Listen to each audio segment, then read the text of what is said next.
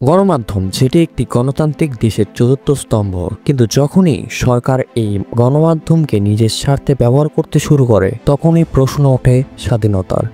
বাংলাদেশে 2009 সাল থেকে 2024 সাল পর্যন্ত গণমাধ্যমের স্বাধীনতা সম্পূর্ণভাবে নিয়ন্ত্রণ করে আসছিল আওয়ামী লীগ সরকার। 2010 সালে চ্যানেল 1 বন্ধ করে দেওয়া হয়। অভিযোগ ছিল তাদের টেলিভিশনের সম্প্রচারের যন্ত্রপাতি অবৈধ। বিশ্লেষকদের মতে সরকারের সমালোচনামূলক রিপোর্ট প্রকাশ করাই ছিল এই চ্যানেলের মূল অপরাধ। তেমনইভাবে 2013 সালে 5ই মে হেফাজতে ইসলামের আন্দোলনের পরপরই দিগান্তর টিভি এবং ইসলামিক টিভি বন্ধ করে দেওয়া হয়।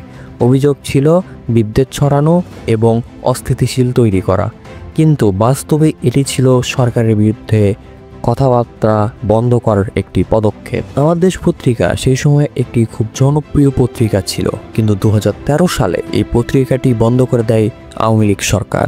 এই পত্রিকার সম্পাদক মাহমুদুর রহমানকে গ্রেপ্তার করা হয় এবং আমার দেশ পত্রিকার ছাপাখানা সিলগালা করা হয়। গণমাধ্যমের স্বাধীনতা শুধু একটি দেশের গণতন্ত্রের জন্য নয়, বরং জনগণের কণ্ঠস্বরের জন্য অত্যন্ত গুরুত্বপূর্ণ।